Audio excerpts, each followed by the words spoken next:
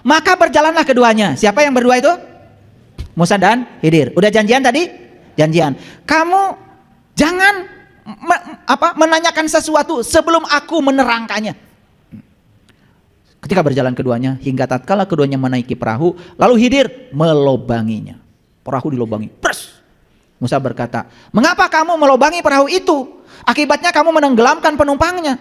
Sesungguhnya kamu telah berbuat sesuatu kesalahan yang besar. Nah, mulai cek orang oge.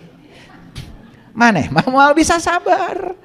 Belum dijelaskan sudah langsung protes. Nah, di spiritual tuh model-modelnya kayak gitu. Baru aja tahap pertama menginjakkan kaki di spiritual, waduh sudah banyak. Nanya itu. Cicing atuh heula, cicing. Ini saya kasih tahu sekalian nih. Ya, itu yang namanya kecentilan spiritual itu.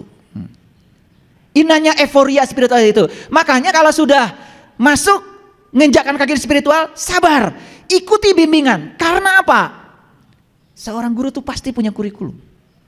Step by step. Tenang aja, tenang. Nah, kalau pengen cepat bisa, pengen cepat itu, ngalengit.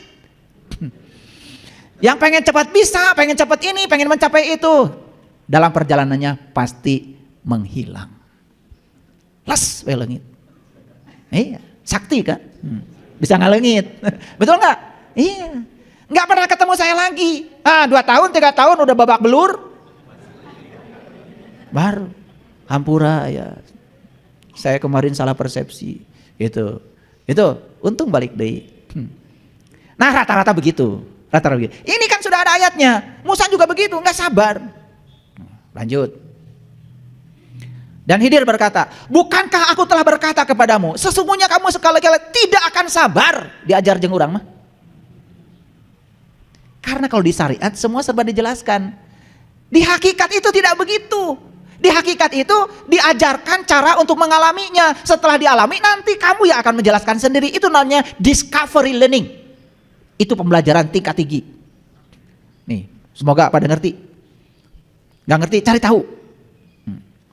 Jadi kalau belajar itu guru ngajarkan terus, setiap pertanyaan dijawab, itu bukan pembelajaran yang bagus. Pembelajaran yang bagus itu guru memberi tantangan supaya dia menjawab dengan kecerdasannya sendiri. Nah, belajar spiritual tuh seperti itu Bapak Ibu. Jangan banyak WA.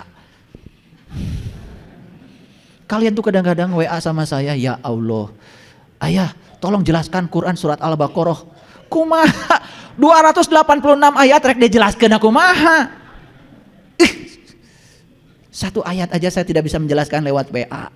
Tapi kalau mau mengalami ya bisa. Tapi kalau dijelaskan itu udah keterlaluan. Tolong jelaskan Quran surat Ali Imran. Mas WA-nya begitu. Jadi Khidir berkata, bukankah aku telah berkata, sesungguhnya kamu sekali lagi tidak akan sabar bersamaku. Karena metode belajar spiritual itu harus dialami. Beda dengan metode belajar ilmu syariat. Dijelaskan. Walaupun tidak dialami, yang penting sudah dijelaskan. Ada terminologi yang berbeda. Paham? Nah, mana? Mau saya jelaskan Allah atau mengalami Allah? Mau saya jelaskan jeruk atau sekarang saya bagi jeruk? Oh, jeruk no gimana? Tenanglah, ada lontong di luar. Daripada saya jelaskan lontong kan lebih bagus saya bagi. Betul nggak? Begitu nanti di luar, lontong gimana? Gitu deh. Selesai kan belajarnya. Daripada lontong adalah hese. Lontong adalah nasi yang terbuat dari beras, dibungkus oleh daun pisang, ya. Kemudian dikasih cengek, dikasih panjang, kuapkeun. Gimana lontong? Gitu. Gak ada penjelasan lagi. Mau gitu? Nah, belajar tuh gitu yang bener.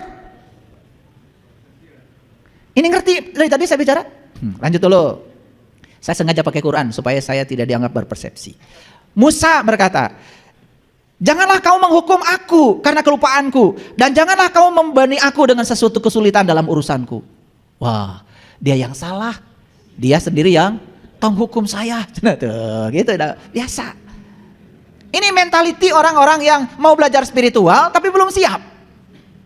Ketika ditegur sedikit aja hilang karena pengennya disanjung. Padahal kalau ditegur, itu adalah cinta kasih seorang pembimbing, harusnya ngikut. Sami'na wa ta'na. Kenapa? Maaf ya. Seorang pembimbing spiritual yang welas asihnya sudah tanpa batas tidak mungkin menegur dengan kebencian, kecuali untuk mengarahkan orang itu menjadi lebih baik. Lanjut. Nah, tambah asik nih. Sebentar lagi tapi waktunya ya. Maka berjalanlah keduanya. Tadi baru melobangi perahu ya. Berjalan keduanya. Hingga tatkala keduanya berjumpa dengan seorang anak, maka Khidir membunuhnya. Musa berkata, mengapa kamu membunuh jiwa yang bersih? Bukankah karena dia membunuh orang lain? Sesungguhnya kamu telah melakukan sesuatu yang mungkar. Iya kah guru? Tersopan pisan. Betul nggak? Gurunya dibilang mungkar coba ya. Aduh, yang kayak gini, model-model kayak gini belajar spiritual, lengit. Nggak akan. Karena kadang-kadang dalam spiritual itu seorang pembimbing itu harus memberikan ujian-ujian yang berat itu. Untuk menguji seberapa tingkat kesadaran dia. Makanya hati-hati, banyak jebakan di spiritual itu. Ya, iya.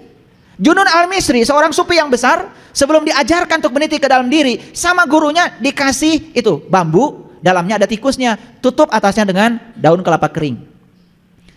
Kamu boleh belajar dengan aku, tapi ada perintah dari aku. Apa guru? Sampaikan ini pada temanku di seberang sungai sana. Nih, bawa. Bawa. Wah, saya mau jadi murid. Senang saya gitu. Saking senangnya girangnya di jalan itu naon kok kerosakan.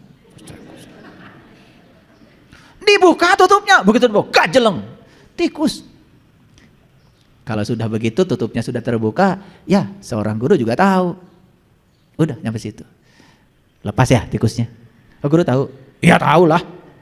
Dari wajahnya aja kamu memang tidak sabar. Model kamu itu model kepo. Jadi sebetulnya walaupun dirapihkan itu daunnya, penutupnya, ya gurunya udah tahu. Tikusnya udah loncat, matak balik deh oge. Betul? Iya, kalau tidak loncat gak mungkin kan bambunya dikasih lagi. Apa kata gurunya? Baru dititipi seekor tikus saja kamu sudah tidak amanah. Bagaimana aku bisa menitipkan ilmu agung untuk meniti ke dalam diri? Al insanu syirri wa annasyiruhu. Bubar tuh, Junun al-Misri tidak jadi dapat ilmu. Sama seperti Khidir. Nah, kenapa ini saya bahas? Karena banyak yang tidak mengerti. Terminologi belajar ilmu syariat dengan terminologi belajar ilmu hakikat itu sangat berbeda. Ilmu hakikat menekankan pada aspek pengalaman pribadi sehingga memahami langsung dari pengalamannya. Oke? Langsung? Udah protes tadi? Protes.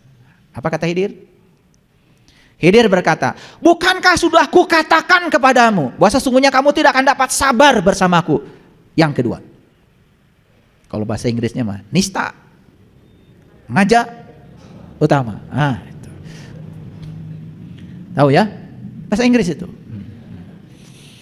Musa berkata, jika aku bertanya kepadamu tentang sesuatu sesudah kali ini, padahal sudah 2 kali, maka janganlah kamu memperbolehkan aku menyertaimu. Oke, lamun saya nanya deui, geus belah tong jadi murid. Sesungguhnya kamu sudah memberikan begitu banyak uzur kepadaku, sudah begitu banyak kesempatan kepadaku. Jadi sudah diberi kesempatan 2 kali. Berikutnya, jalan lagi keduanya. Hingga tatkala keduanya sampai pada penduduk suatu negeri, mereka minta dijamu kepada penduduk negeri itu. Tetapi penduduk negeri itu tidak mau menjamu mereka. Kemudian keduanya mendapatkan dalam negeri itu dinding rumah yang mau roboh. Maka Khidir menegakkan dinding itu. Musa berkata, jikalau kamu tahu, jikalau kamu mau, niscaya kamu mengambil upah untuk itu. Oh, protes lagi. Apa kata Khidir?